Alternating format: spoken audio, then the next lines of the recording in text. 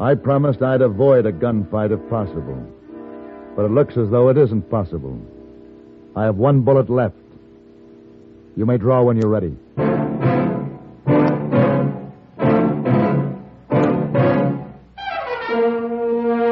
Have Gun, Will Travel. Starring Mr. John Dehner as Paladin.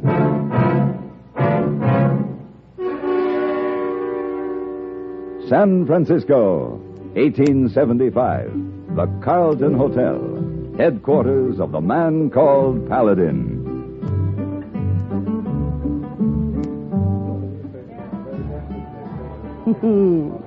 Go on, Mr. Paladin. Well, at 7 o'clock we could have champagne in the lounge. Mm-hmm. At 8 o'clock, dinner at the Peacock, something special. Oh, I'm intrigued, Mr. Paladin. And, then? Coach ride to Barnaby's for crepe Suzette, as only Barnaby prepares a crepe Suzette. And after that, a liqueur back here by the fire in the lounge. No. Then... What? No. Oh, hey, boy. Who is this? Me number one for Mr. Paladin. Sorry, lady. No champagne, no peacock, no creepy Suzette, no liquors tonight. Wire come. You go. I know. You already packed. Wire? Here. Bad news, Mr. Paladin? Oh, dear lady, forgive me. Hey, boy, send an answer to Tom Carter, Abilene. Just say, have gun, will travel.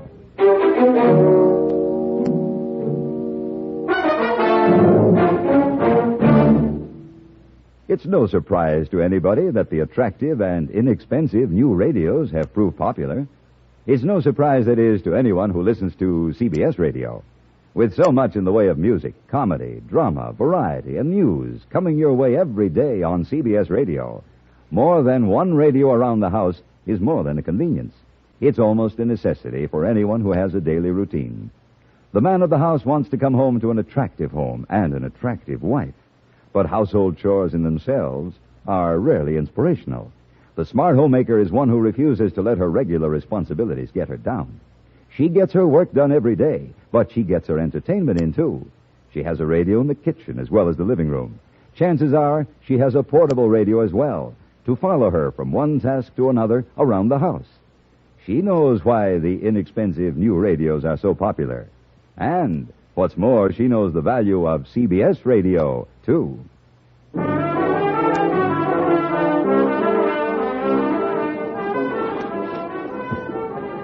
Here you are. Your bag, your saddle, and your gear. This is your hotel right here. What's that? Oh, folks from the Wild West show hold up in town right now. Most likely Ella West. Ella West, huh? Yeah. The star attraction at Tomahawk Carter's Wild West show. It was kind of frisky at times. Wouldn't go into the lobby by the front way if I was you. And you wouldn't, huh? Not with Ella cutting up before breakfast. She just might take it into her mind to shoot them buttons off in that fancy vest you're wearing. Well, I'll chance it. Well, just friendly advice, brother.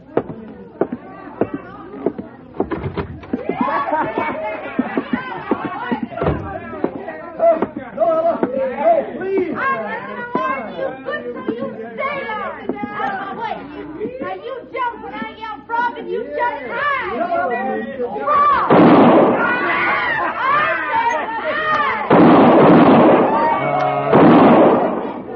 Clerk, I'd like a room, please. What? A room. My name is Paladin. Oh, yeah, just a minute. Now, hold on, Ella.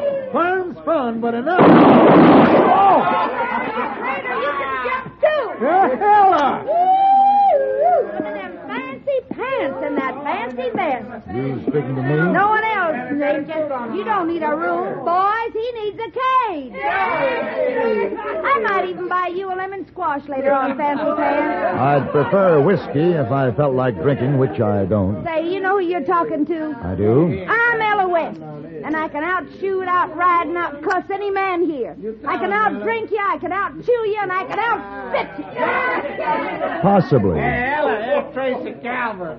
Tracy, where? Hi, Tracy. Now, you gonna let Ella take over your spot in the show? Huh? Morning, Ella. I didn't see you come in, Tracy. Why don't you answer Breed's question? Well, I just might take your spot. For 2 cents, I'd run you out of town, pony boy. Don't cut your price for me, Ella. Why, you... Break it up now, folks. Break it up. Drinks are on Tomahawk Carter. Everybody. I want to talk to you, Ella. You too, Tracy. That squabbling's got to stop. You find me in the bar. Come on, bring Well, sure thing, Ella. Come on. Yeah, what was it this time, Tracy? The same thing it always is, Mr. Carter. Well, wrap me in buffalo hide, Paladin. Hello, Tom. Hello. Oh, you're a sight, and Well, that's a real sight. Tom. Yes, sir. Tracy, that's Mr. Paladin. He knew me way back when I was making an honest living. Tracy Calvert. I've seen you ride, Mr. Calvert, Laramie, Wyoming, 71, when you took the grand prize. I had a lucky day, Mr. Paladin. We got powwow to make. Well, I'll run along, Mr. Carter. No, you stick here, Tracy. I got bad trouble, and I want you to handle it, Paladin. Save your money, Tom. I never saw a man you couldn't handle. It ain't a man. That little gal I want gentle tonight. Tom, there's one wild thing man will never civilize, woman. And if you mean that one, I'm afraid there'll be no pleasure in failing. That little gal in there happens to be Ella West. 24 years old, she's already more of a name than Calamity Jane, Cimarron Rose, and Belle Star lumped together. I got her in my show, and I got damage bills to prove it. And I'm going to lose my shirt even before I get my show together if something ain't done. And you'll lose more when you get on the road. There's a million people want to see Ella West, Mr. Paladin. Darling of the frontier, heart of gold, yes, I've seen the write-up. She's fast with a gun, and she can ride like a Comanche. She has to be more than that. Ella West is a legend, Tom, a romantic illusion. Your audience will expect you to bring it to life. That's right. And instead, you'll produce a repugnant, grimy-faced, loud-mouthed little shrew. Well, I don't figure Ella's as bad as all that, Mr. Paladin. Oh, how long have you known her? She joined the show last month. Well, my question was, how long have you known her, Mr. Calvert? If you don't mind, I'll look in on the stock. Tracy and Ella was raised in the same part of the country. Learned shooting and riding together. Let him tame her. He seems to have a personal interest. Now, doggone it, we're old friends. Tom, you're talking about making a show horse out of a wild, mean-tempered colt. Now, that takes more than taming. It means crushing its spirit, rebuilding it from the ground up. With a horse, the odds are 10 to 1 for failure. Yeah, I guess I knew it wasn't any use all along. I could have made a fortune with her. That's why I want 10% of the entire season's gate if I succeed. You ain't changed, have you? I hope that's a compliment. You ain't never stealing to ask what you're worth.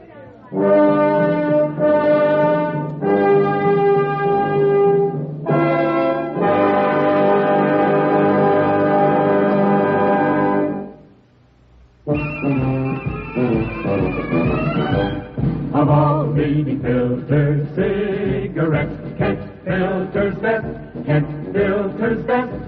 It makes good sense when you smoke Kent. Kent filters best. Of all of the brands of cigarettes, Kent tastes the best. Kent tastes the best. A richer taste than all the rest. Kent filters best.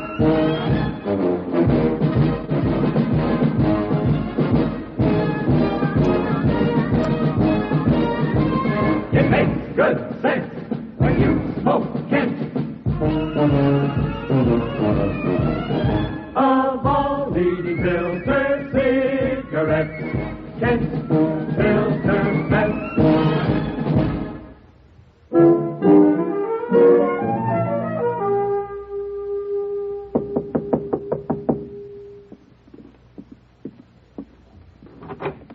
What do you want? This here's Mr. Paladin, Ella. Oh, fancy pants. He come here to learn you some things. You ain't gonna learn me nothing. Correct. My function is to teach. You will do the learning. I quit. Fair off, Tom. She just resigned. Wait just a blasted minute here. If anyone gets runned off, it's gonna be him. Go along, Tom. I'll talk to you later. I'll be in the saloon.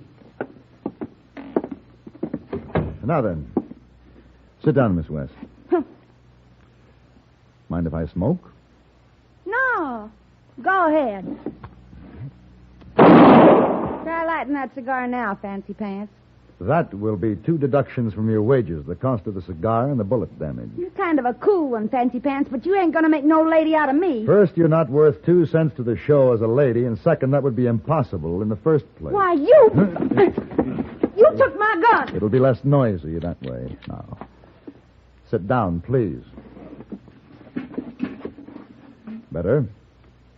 Although your audiences will expect you to be somewhat different from the average woman, they will expect certain fundamental manners. The essence of showmanship is to be different without being obnoxious. You're a lily-livered, fancy-talking dude. I'll run you out of town by morning. I believe you made the same ridiculous threat to Tracy Calvert. Him, too. Tracy said anything to you about me, I'll kill him.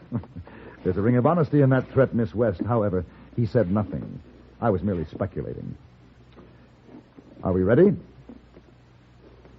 If you've got something to learn me, teach me, then get on with it. But keep your nose pulled in, dude.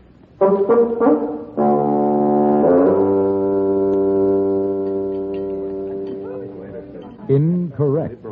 I gotta eat, don't I? You don't reach with a fork and spear a slice of bread. You pick it up with your Now, hand. just a minute. And you never speak with your mouth full. Now, it's one thing to act homespun. It's quite another. Breed. You wearing a gun, dude? It's quite another to create revulsion. I suggest you confine your idiosyncrasies to calling the food vittles and complaining over the loss I of asked you a buffaloes. question, dude. I heard you. Because if you ain't got a gun, you better get one. I'm going to teach you some manners. Drop it. Ellie, you've been tied to this dude for 2 days now. You like it or something? I'm going along 'cause there's money in it. You know an easier way, Breed? Yeah. All right, Ella. You say the word when you need me. Mr. Breed seems to resent me almost as much as you do. I can handle Breed for you, dude. No need, Miss West. When the time comes, I'll handle him myself.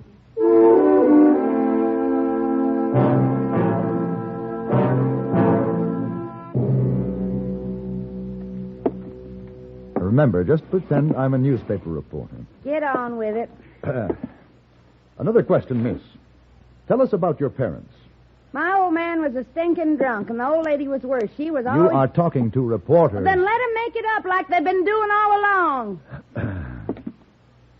Mention the homestead. Homestead? It was a stinking sow pen. You can ask Tracy Calvert. It was so bad you couldn't believe it.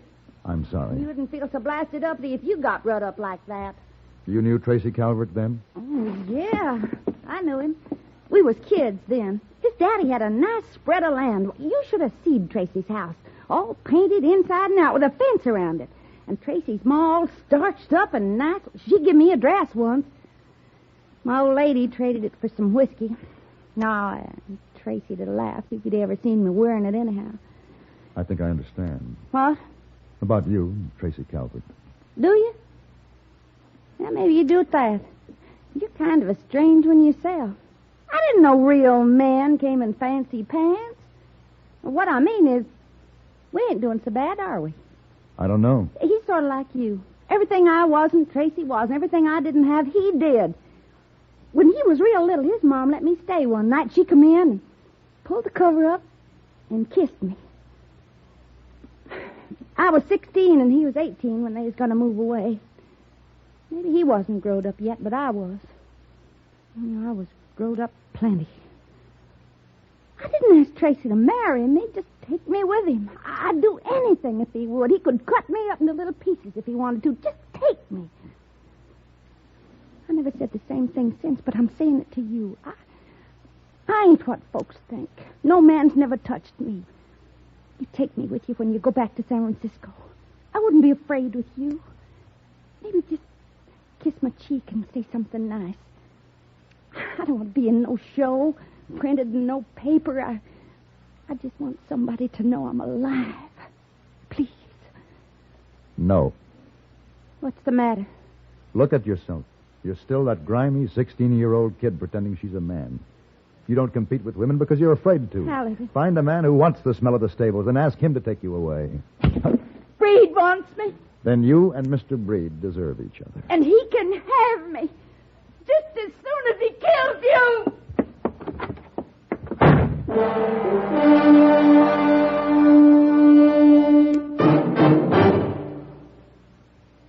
Do you see speed laws and other regulations as restrictive, or do you look upon them as protective? When a police officer writes a summons for traffic violations, do you see him as an enemy or a friend? Your life may depend on your attitudes. Statistics clearly indicate that where laws are obeyed, deaths go down. It's no secret that emotional immaturity is the major factor in our accident rate. How else but childish can you describe the notion that breaking a traffic regulation is a way of getting away with something? What could be more infantile than believing one can prove his superiority by ignoring a stoplight? Unfortunately, too many drivers on the road subscribe to that kind of emotional outlook. The result is tragic. Almost 85% of all traffic accidents in America are caused by careless, childish driving. We hope you know our traffic laws and the people who enforce them are there to help save your life.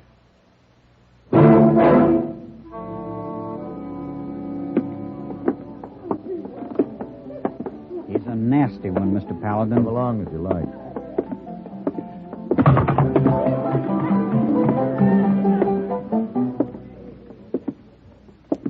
Well. Good afternoon, Ella. I heard you wanted to see me, Mr. Breed. Oh, yeah. I didn't recognize you first. Wearing them big boys' clothes. You're carrying your play acting too far this time, Ella. Play acting. I've shot men for less. That's kid talking. We aren't kids anymore. Shut up, Tracy! You heard the lady, Tracy. Shut up and get out. Me and Fancy Pants gonna settle something. I changed my mind, Breed. I don't want no killing. Honey, we made a bargain. You're gonna keep it all the way. Tracy, take her to one side. You, barkeep, pour 5 shots and set them up in a line. Yes, sir. What's this? I promised Tom Carter I'd avoid a gunfight if possible. Oh, you ain't got no choice, Fancy Pants. All poured? Yes, sir. Good.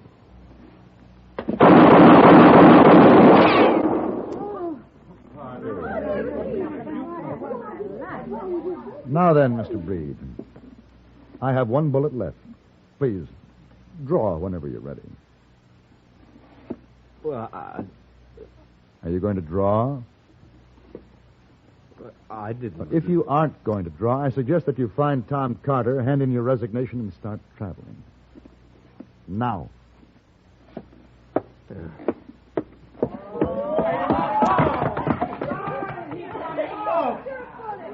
Lessons continue at 7, Miss West, in my room. Please be on time.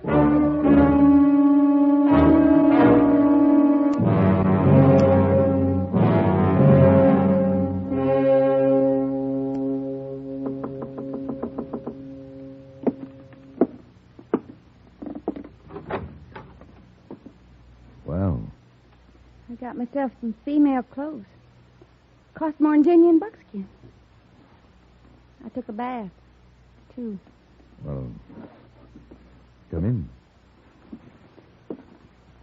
in. Tracy Calvert's right. If I ain't a woman, I ain't nothing. I can go if you want me to. You look very nice, Miss West. You don't have to say that. That happens to be true. You come off surprisingly womanly in a dress. Store sold me a lot of lashings and cross ropes to go underneath. It is and not considered good taste to discuss undergarments. I'm sorry. Only thing that threw me was my top notch is worse than plaiting a cow pony's tail. I still hate you. Kind of. You smiling. Go ahead. I don't blame you. You're clumsy and I talk ignorant. And I guess a few yards of silk don't help the likes of me much. A wise man judges by the lady's smile. I think I felt better when you was whooping my knuckles and telling me not to spear my bread. Golly, that's the first nice thing you said to me. I'm dealing with a woman now. You're dealing with a shaky one. You just being kind to me. A woman needs kindness only when she has no virtues, Ella. I wouldn't want you to say anything out of pity. Pity isn't included in the course. Come in. Mr. Paladin, I would... Holy, lovely jumping toads. Oh, Tracy. Why, Ella, you... Well, Gosh. What's the matter, Tracy? Why, Ella, I've never seen you in... I mean, your hair, your eyes, Ella. You're a lady, Ella. Am I, Tracy? You sure are, and I'll kill the man who says you ain't. I'm sorry for what I said to you, Ella, about not being a lady. But doggone it, you've changed. She changed for you, Mr. Carlton. Huh? She'll tell you herself in time. But she'd like it very much if you'd just kept that silly look on your face and kept thinking of her as a lady. Oh, I will, Ella. I swear I will, honest.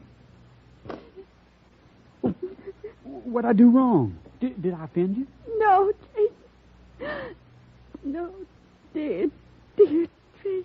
Now, Ella, don't cry. Mr. Paladin, what do I do now? Take your lady in your arms, Mr. Kelvin, and never let her go.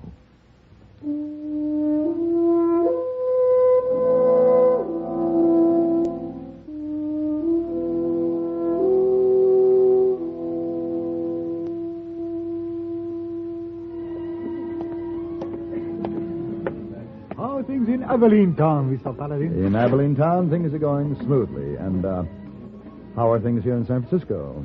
Smoothly. Specifically, the young lady I never dined with, is she still registered here? Oh, yes.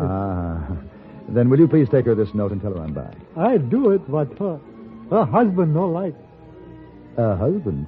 Yeah, she get married 2 days ago. Me.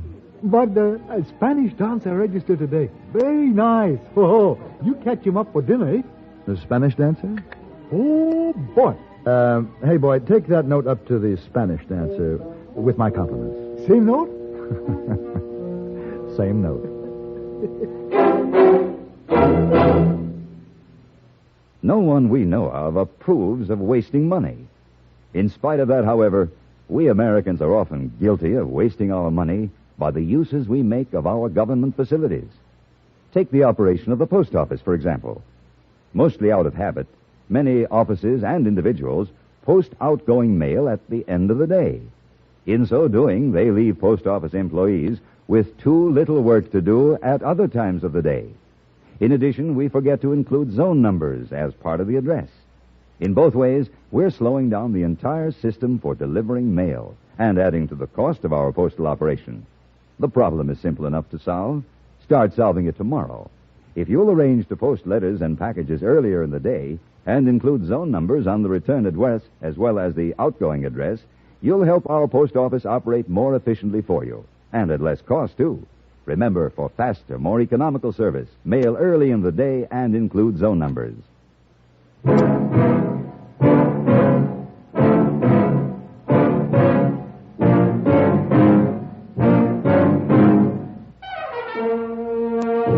Have Gun, Will Travel.